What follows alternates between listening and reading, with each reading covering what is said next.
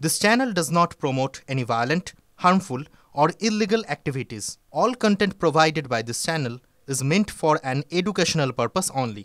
Cancer Healer Center, a new beginning.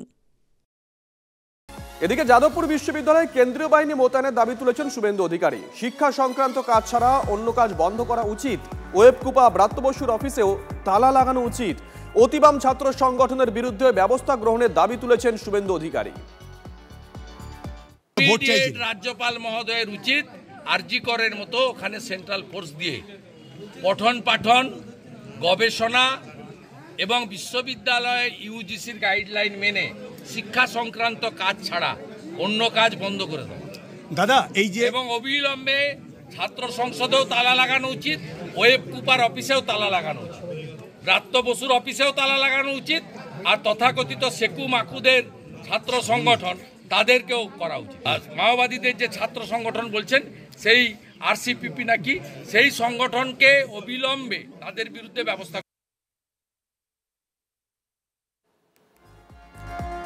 Jadavpur বিশ্ববিদ্যালয়ে কেন্দ্রীয় বাহিনী মোতায়েনের দাবি তুলেছেন শুভেন্দু অধিকারী। শিক্ষা সংক্রান্ত কাজ ছাড়া অন্য কাজ বন্ধ করে দেওয়া উচিত। ওয়েবকুপা ব্রাত্য বসুর অফিসেও তালা লাগানো উচিত।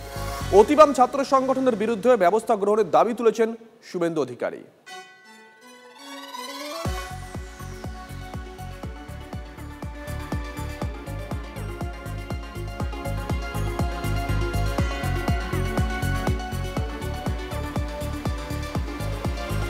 আমরা গতকালই দেখেছিলাম সকাল থেকে দিকে দিকে কোথাও এসএফআই টিএমসিপি সংঘর্ষ, কোথাও ডিএসওর সঙ্গে টিএমসিপি সংঘর্ষ। বিকেল অবশ্য গোটা বিষয়ে আসরে নামে এবিভিপি।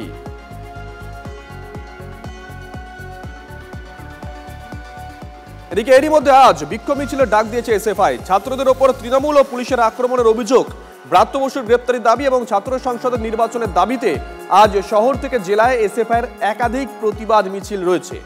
গত শনিবার যাদবপুরে শিক্ষামন্ত্রীর গাড়িতে পড়ুয়ার চাপা পড়ার অভিযোগ, জখম বাম ছাত্র সংগঠন আরএসএফ এর নেতা ইন্দ্রানুজ রায়। প্রতিবাদে দফায় দফায় বিক্ষোভ অবরোধ। গতকাল ছাত্র ধর্মঘটের ডাক দেয় এসএফআই। বিক্ষোভে নামে এসইউসিআই এর ছাত্র সংগঠন ডিএসও। এরই মধ্যে এবিভিপি এসএফআই বচসা, যে কথা বলছিলাম আপনাদের, হাতাহাতিতে গতকাল উত্তপ্ত হয়ে ওঠে যাদবপুর ক্যাম্পাস।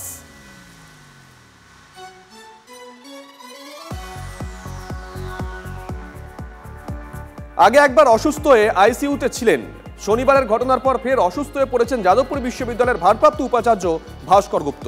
বেড়েছে রক্তচাপ, 10 দিন টানা বেড রেস্ট লিখে দিয়েছেন চিকিৎসক। পরিষ্কার বলে দেওয়া হয়েছে কোনো রকম চিন্তা মাথায় নেওয়া যাবে না, কিন্তু এরপর তো ফের যেতে হবে বিশ্ববিদ্যালয়ে। যদিও ভাস্কর বাবুর স্ত্রীর স্পষ্ট কথা, তিনি আর কোনোভাবেই স্বামীকে পাঠাতে চান না ক্যাম্পাসে। TV9 বাংলাকে দেওয়া এক সাক্ষাৎকারে তিনি বলেন, ক্যাম্পাসে গেলে ডিভোর্স পেপারে সই করে যেতে হবে। যেটা ওরা বলছে না যে ভিসির চোখের সামনে, তার কারণ হচ্ছে আমি ভাস্করের যতটা সংবেদনশীলতায় দেখেছি, ওর সামনে যদি কারুর হতো ও দৌড়ে গিয়ে তাকে আগে তুলতো। ও সেখানে ও ছিলই না, এবং ও যখন পরে খবর পায়, যেহেতু ওই ছাত্র গল্পটাও রয়েছে, ও চলে গেছিল দেখতে। তো সেখানেও এমন ব্যবহারের মুখোমুখি হয় যেটা ও সিরিয়াসলি ও ভাবেনি যেটা হতে পারে। তো তার জন্য ও প্রচণ্ড রকমভাবে ডিপ্রেশনে ভোগে।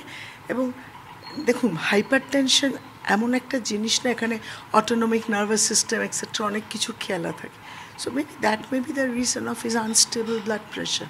ডাক্তারবাবু পরিষ্কার বলে দিলেন 10 দিন বেড রেস্ট, 10 দিন তাহলে উনি ক্যাম্পাসে যেতে পারবেন না, কিন্তু উনি বলছেন ওনার মন পড়ে আছে ক্যাম্পাসে। আপনি অ্যালাউ করবেন যেতে? আমি কিছুতেই যেতে দেবো না। উনি যদি যান তাহলে ডিভোর্স পেপারটা যেন সাইন করে যায়, একদম। আমি কিছুতেই ওকে যেতে দেবো না।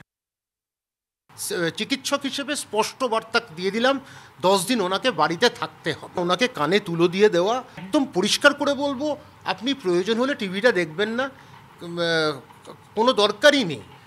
টিভি দেখারও দরকার নেই, কানে তুলো দিয়ে থাকুন, অসুবিধা নেই। 3 বাঁদরের গল্প যেরকম আমরা পড়েছি, তো বাঁদরদের কথা শুনে তো আমার লাভ নেই। বাঁদররা অনেক কিছু বলবে, সকাল বিকেল আওয়াজ করবে, তো বাঁদরদের কথা বা ভামদের কথা শুনে আমার কোনো লাভ নেই।